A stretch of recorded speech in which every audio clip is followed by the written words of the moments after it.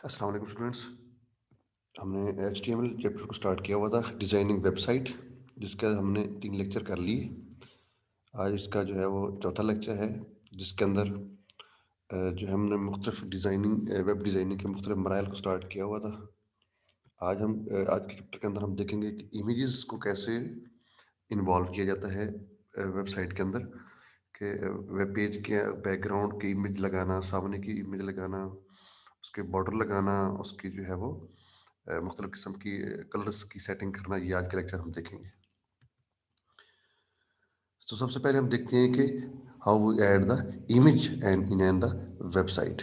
जैसा कि आप लोग जानते हैं कि इमेज के ज़रिए जो है वो वेबसाइट की लुक जो है वो बहुत प्यारी हो जाती है। लुक में जो है ना बड़ा यूनिकनेस आ जाती है, improve the design and appearance. Image जो है वो डेफिनेटली, अगर इमेज के बगैर वेबसाइट जस्ट बोरिंग थिंग्स और जस्ट रीडिंग मटेरियल से जो है ना वो उसकी अट्रैक्शन नहीं होती। कि ये जो है वो इमेज ऐड करने से डिज़ाइन और ज़ाहिरी शक्ल को बेहतर बनाती है। Edit with the IMG tag. IMG जो टैग है उसके ज़रिए ही इमेज ऐड की जाती है बॉडी टैग के अंदर। और तीसरा इसका जो है वो अ,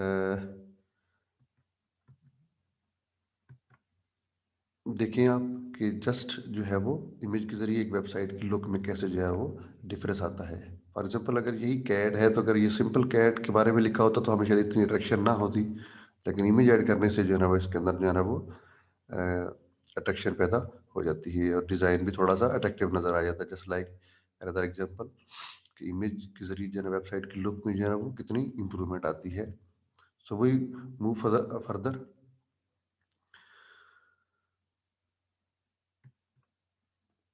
इसकी कुछ एट्रीब्यूट्स की बात करते हैं कि इमेज की जो चौड़ाई है और ऊंचाई है उसकी सेटिंग करने के लिए हम attributes width and height use करते हैं। And border attributes is used for to set the border around the image. Alt attribute, alternate से लफ्ज़ निकला है, just to set the alternate text for the image. For example, अगर हमारा image show नहीं हो रहा इंटरनेट की स्पीड की वजह से या लोडिंग का प्रॉब्लम आ रहा है, तो उसकी जगह पे, खाली जगह पे, ताकि तस्वीर की खाली जगह पे कुछ टेक्स्ट नज़र आना चाहिए, लिखा होना नज़र आना चाहिए, कोई मैसेज, तो उसके लिए हम जो है ना वो ऑल्ट एट्रीब्यूट्स यूज़ करते हैं।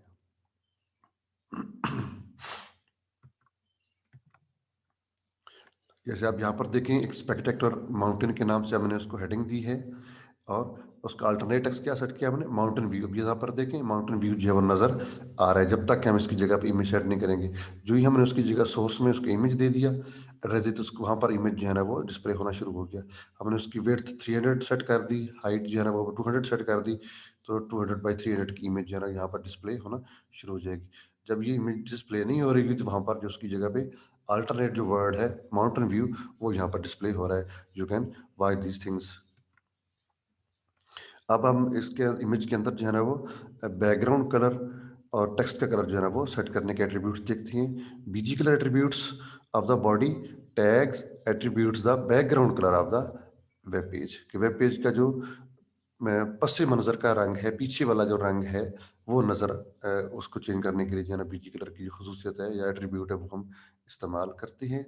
और जो टेक्स्ट एट्रीब्यूट है, text attribute specify the foreground text colour of the web page. कि जो टेक्स्ट एट्रीब्यूट है या टेक्स्ट की जो खसूसियत है, ये उस वेब पेज का या वेबसाइट का जो पेश मंज़र का जो रंग है, यानी कि सामने वाला जो रंग है, लिखाई का रंग। अब जैसे ब्लैक बोर्ड होता है तो बोर्ड का रंग ब्लैक हो गया, वो उसका बीजी कलर हो गया। और उस पर हम जिस कलर से हम लिखाई करते हैं वाइट कलर में, तो वो उसका जो है वो टेक्स्ट कलर जो है ना वो हम उसके ज़रिए सेट करेंगे यहाँ पर। जहाँ पर आप देख सकते हैं कि ये बैकग्राउंड कलर, अब जिसका जिसके जैसे अब ब्लैक हो गया, अब वाइट हो गया बैकग्राउंड कलर, अब जो है ना वो ब्लू बैकग्राउंड कलर हो गया, ग्रीन हो गया। और जो इसका जो फोरग्राउंड कलर है वो हमेशा वाइट ही रहा है, यहाँ पर आप इमेज में देख सकते हैं। So adding background image. अब हम एक वेबसाइट के बैकग्राउंड की इमेज डालना देखते हैं कि बैकग्राउंड पे इमेज नज़र आ रहा हो, उसके ऊपर जो लिखाई है या कुछ चीज़ें हैं, जो हमारा जो कंटेंट्स हैं, वो उसके ऊपर कैसे नज़र आने चाहिए। बैकग्राउंड इमेज लगाने के लिए बैकग्राउंड का जो है जो टैग है वो इस्तेमाल किया जाता है। Background specifies background image. Background में जो है ना पस मंज़र तस्वीर लगाना लगाता है। इसके लिए क्या यूज़ होता है, बॉडी के अंदर जो है वो बैकग्राउंड का जो अपना टैग है बॉडी के अंदर वो यूज़ किया, जैसे अब यहाँ पर हम देख सकते हैं उसकी एग्जांपल जो है वो। डियर स्टूडेंट्स, यहाँ पर मैं आपको रिक्वेस्ट करना चाहूँगा कि इसको आप जरा सब्सक्राइब करें, शेयर करें, लाइक्स करें और अपने कुलीज के साथ जो है ना इसको शेयर भी करें ताकि कुछ और लोग भी इससे जो है ना वो फ़ायदा उठा सकें। Thank you.